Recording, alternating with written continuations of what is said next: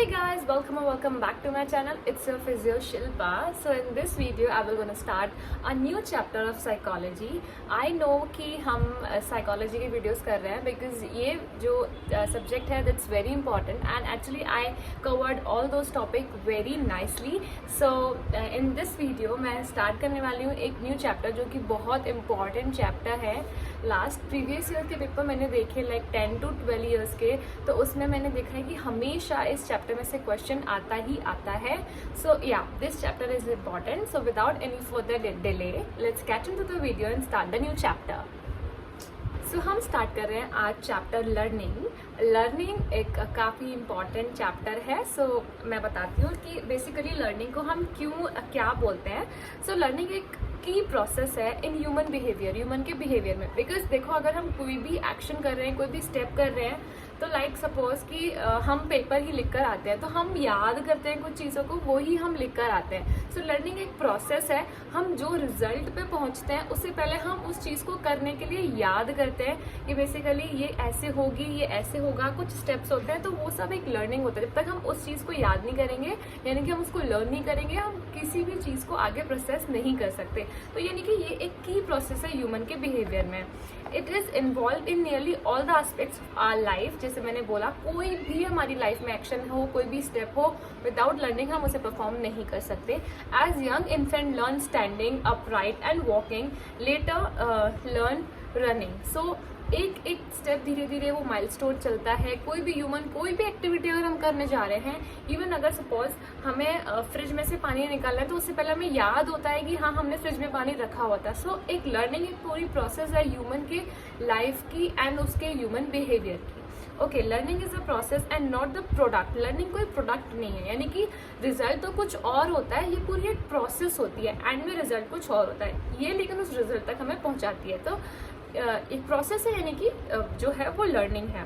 And it involves all those experiences and training of an individual right from the birth which help him to produce changes in his behaviour. यानी कि ये birth से लेकर हमारे साथ रहती है एंड ऑलवेज कि हमारे बिहेवियर में चेंजेस लाती रहती है, वो लर्निंग ही होती है. Learning can be defined as a permanent change in behaviour that occurs on a result of practice और एक्सपीरियंसेस. तो लर्निंग जो है एक परमानेंट चेंज ला सकती है हमारे बिहेवियर में अगर हम प्रॉपर प्रैक्टिस करते रहें और अगर हमें किसी चीज़ का एक्सपीरियंस हो जाए. तो basically learning is everything in human behaviour.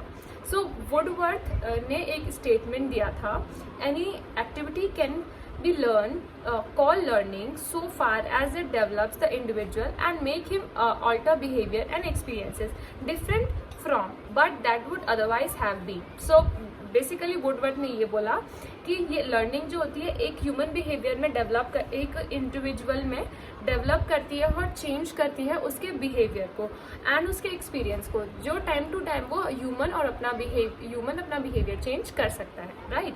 तो देन हेनरी पी स्मिथ ने भी कोई स्टेटमेंट दिया, that is learning is the acquisition of new behaviour और द स्ट्रेंथनिंग और weakening of the old behaviour as a result of experiences. Henry ने बोला कि जैसे जैसे नई एक्सपीरियंसेस हमें मिलते जाते हैं लाइफ में, तो हम पुराने वाले जो होते हैं हमारे एक्सपीरियंसेस वो वीक होते जाते हैं और हमारे जो न्यू बिहेवियर के होते हैं वो स्ट्रेंथन होते जाते हैं. सो लर्निंग एक स्टेप के जैसे चलती रहती है हमारी लाइफ में. जो पुराने थे वो हम भूल गए, जो नए हमने किए, जो हमें अच्छे लगे, उनको हमने याद रख लिया एंड वो हमारे साथ चलते गए, यानी कि that will be called as experiences of our life.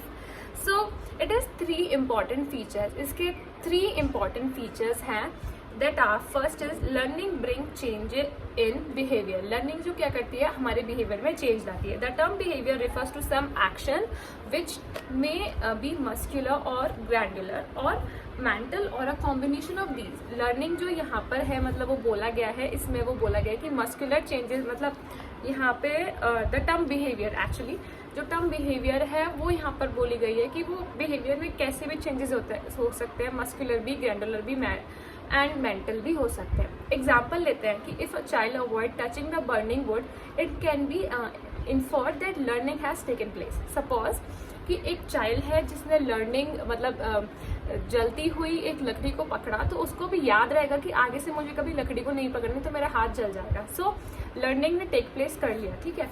Second example लेते हैं, if a child speaks a language with ease, it can be said that a child has learned to use increased vocabulary in that language. अगर कोई भी child है जो एक नई language सीख रहा है और उसको वो लैंग्वेज अच्छी लग रही है, वो उसको अच्छे से बोल पा रहा है, तो इसका हम ये बोलेंगे कि अब जो लर्निंग है वो टेक्स प्लेस हो चुकी है उस चाइल्ड के अंदर।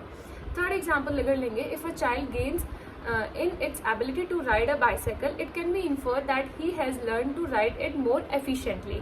So अगर एक कोई चाइल्ड है जो बाईसाइकिल राइड करना सीख रहा था, so हम देखेंगे कि धीरे धीरे वो बाईसाइकिल को राइड करना बहुत ज़्यादा अच्छे से सीख जाएगा। तो इसका मतलब यही है कि वो लर्निंग टेक्स प्लेस उसके अंदर हो चुकी है।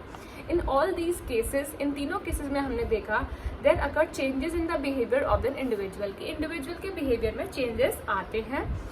The changes in the behaviour में भी गुड भी होते हैं, बैड भी होते हैं, डिजायरेबल भी होते हैं, अनडिजायरेबल भी होते हैं, अडेप्टिव भी होते हैं और माल अडेप्टिव भी होते हैं, तो वो डिपेंड करता है। नेक्स्ट आता है हमारा जो सेकेंड इम्पॉर्टेंट है, वो आता है change in behaviour should be relatively permanent, lasting for years के लिए, मंथ के लिए and even for weeks. So the meaning of permanent is different here, does not think that the behaviour is never changing, क्योंकि behaviour तो change हो सकता है।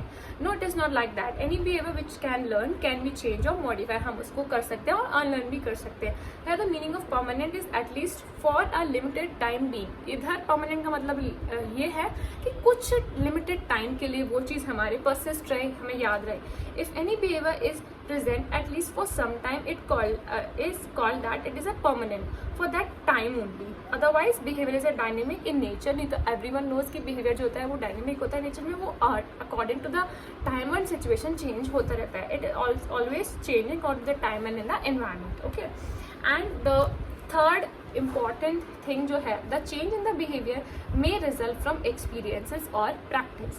So the change in the behavior must result only through experiences or practice. Practice और experience से ही behaviour जो है वो सबसे ज़्यादा चेंज होता है। कैसे?